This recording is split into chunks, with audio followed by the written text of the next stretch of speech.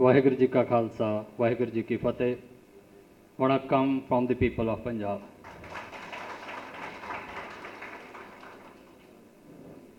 My dear friends, Sikhs and Tamils, we have a lot in common. Our sorrows and pains are common. The atrocities being perpetrated on us are common.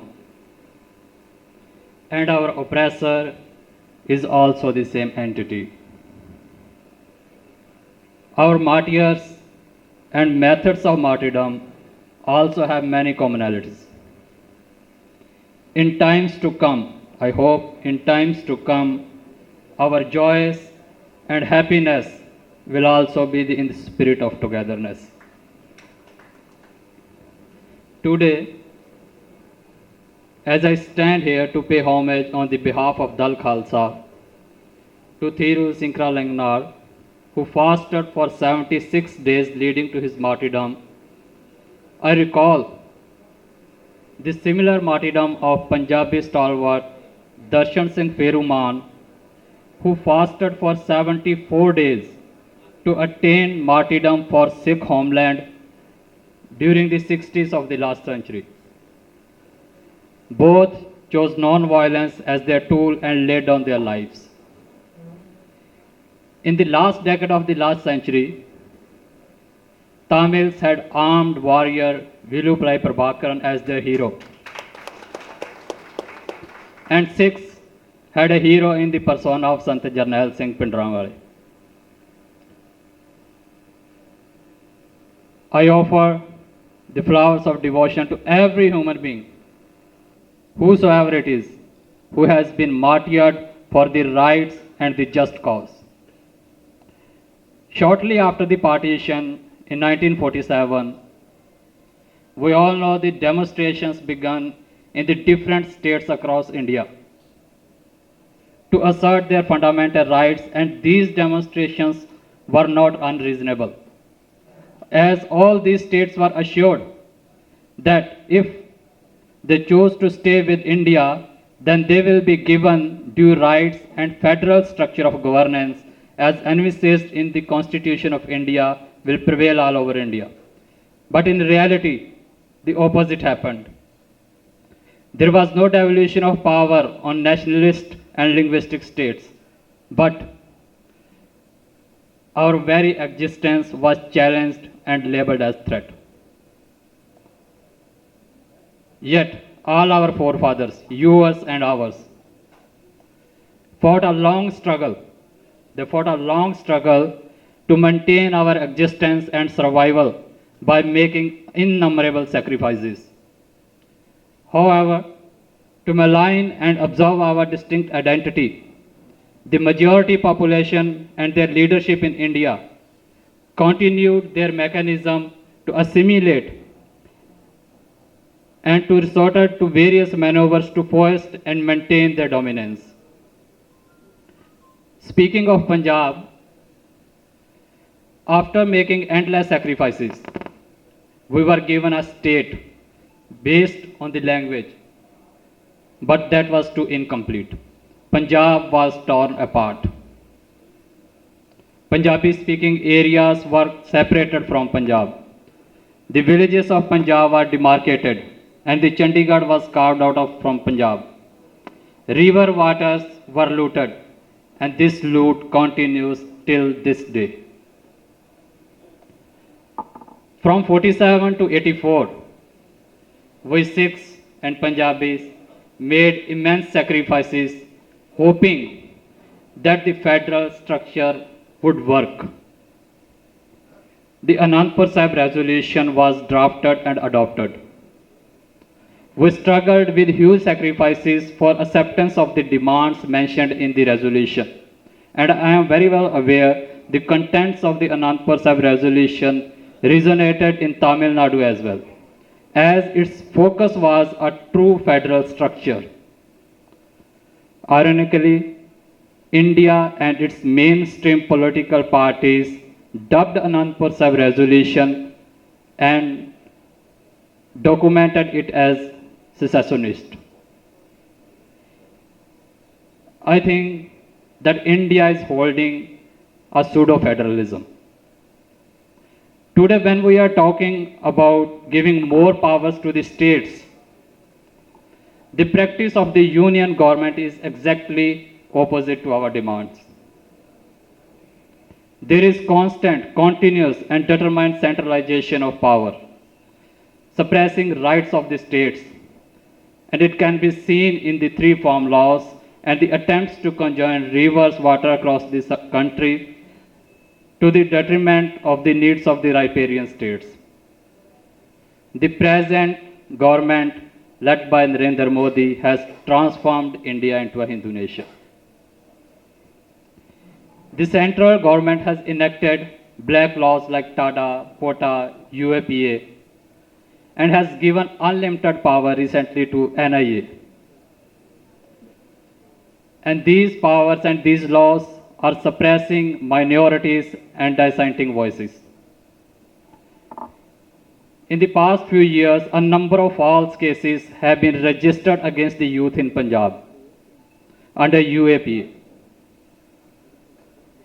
And they have been lodged in the jails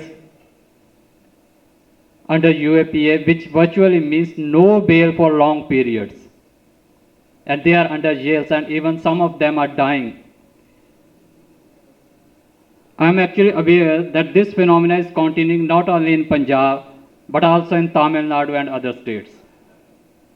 Today, anyone who raises a voice for rights is being imprisoned under these laws. We think that every state has its own political perspective, and Dal Khalsa appreciate every point of view. We Sikhs and Punjabis fought for federal structure for 3 decades, but the nuances of our struggle changed after the Indian Army attacked Darbar Sahib, which is commonly known as Golden Temple, in 1984. And in that attack, thousands of pilgrims were killed. Since then, the call for an independent and sovereign Punjab, where Sikhs' aspirations would be fulfilled, against significant traction in the Sikh community both in Punjab and in diaspora. And historically speaking, the desire for self-determination and self-rule has always been paramount throughout the Sikh history, and the events of 1984 have accelerated the demand.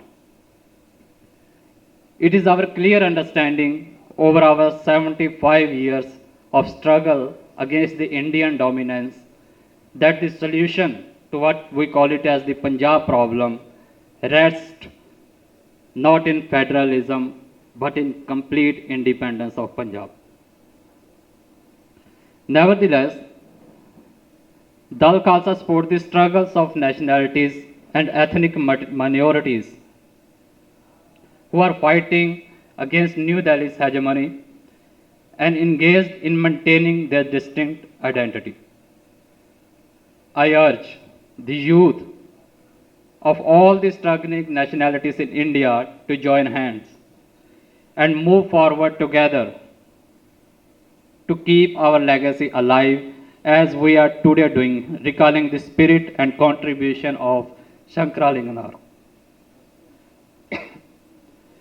We appreciate the spirit of Tamil nationalism and its expression by Nam Tamilar Kachi and its leader Siman Anna. Sikh nationalism, Kashmiri nationalism, Naga nationalism, and Tamil nationalism are an expression of our fights against the dreadful assimilative and exclusive Hindutva ideology. Like the case of Thiru Sankralinganar, the contemporary history of Tamil Nadu, Nagaland, Punjab, Kashmir, and even Tripura and other states of the Indian subcontinent is a litany of broken promises and betrayal. We have been deceived many times. I will be failing my duty if I do not recall the support for justice of the Elam Tamils, who have suffered brutal atrocities by the Sri Lankan government. I also take this opportunity to express solidarity with the Naga movement.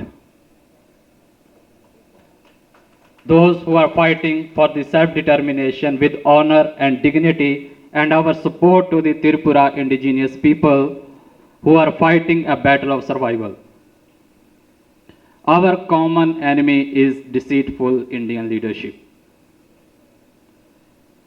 This common platform, I think it will be a harbinger for developing mutual trust and understanding of vague and united struggle against the design of a unitary Indian state. We stand by the right to self-determination for all peoples and nationalities that aspire to be free from the Indian yoke. The experiences and lessons of 40 years of Sikh journey from federalism to self-determination have strengthened our resolve to be independent. In the end, I take this opportunity to invite you to the proposed conference on the rights of the struggling people on the occasion of International Human Rights Day, that is on 10th of December 2021 in Punjab. I profusely thank you for giving me and my party this chance to share the Sikh point of view on the challenges of governance that we face in Punjab and to be part of this august gathering of nationalistic stalwart from far and wide. Thank you very much. Vanakkam, Vaheguru Ji Ka Khalsa, Vaheguru Ji Ki Fateh.